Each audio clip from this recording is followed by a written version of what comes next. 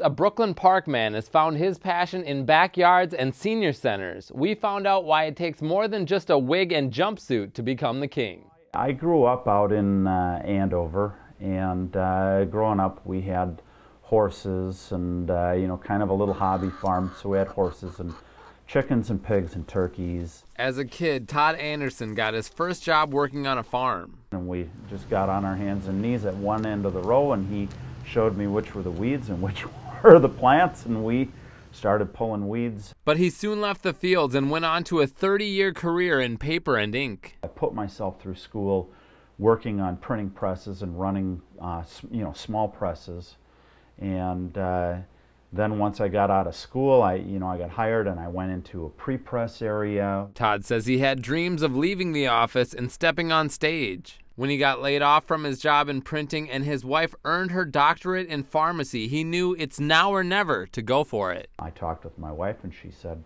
why don't you just do shows full time? And that's on. About 15 years ago, Todd started answering to another name.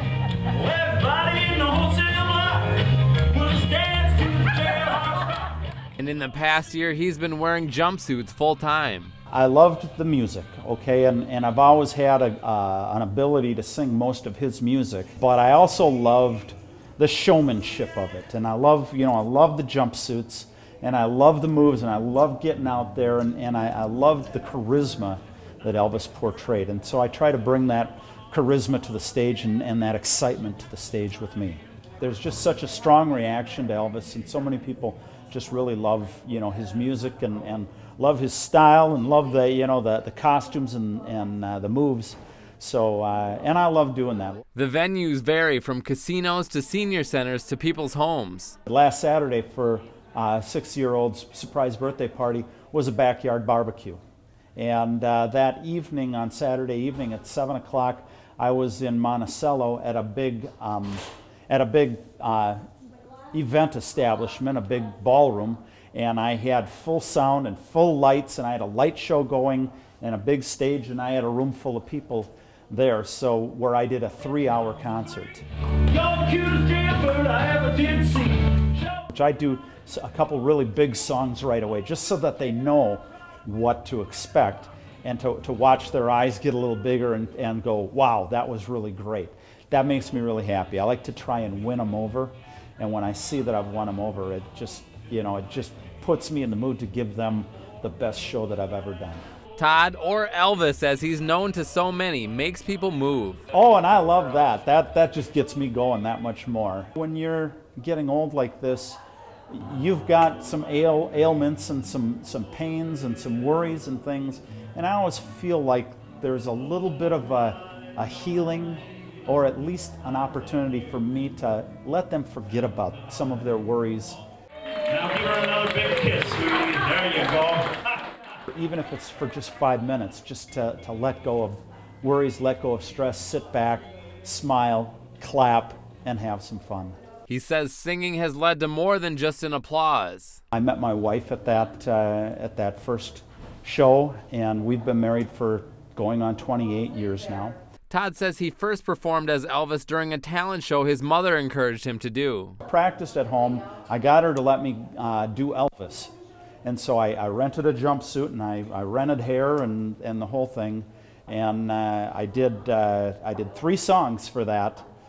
Debut back in 1999, and as we had a receiving line, people shaking my hand came to me and asked me if I would come and perform at their parties and at their birthday parties and anniversaries, and so kind of a career was born. Despite being on the road more, it's given him extra time at home. I call myself a trophy husband, and I work at the house. I make sure that I clean the house and do the laundry and do the kitchen and the dishes. I take care of the yard work. I take care of the cars. I take care of the finances, grocery shopping, cooking. So I take care of a lot of that. It's kind of been somewhat of a role reversal, and I just think that that's fair. You know, if she's putting in 10 to 12 hours a day when she goes into work, and I only have to work, you know, a couple hours a day, even if I have a show.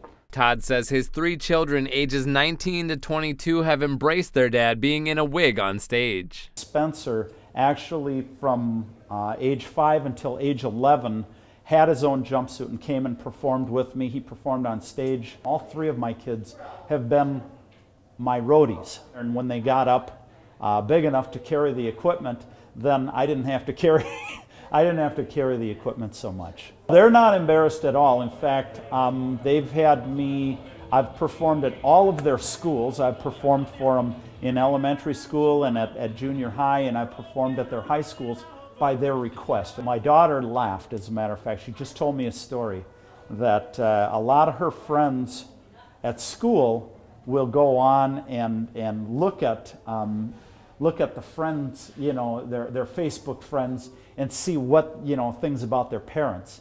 And she said that all of her friends looked and found out that her dad is an Elvis impersonator, so now they think she is the coolest kid in school.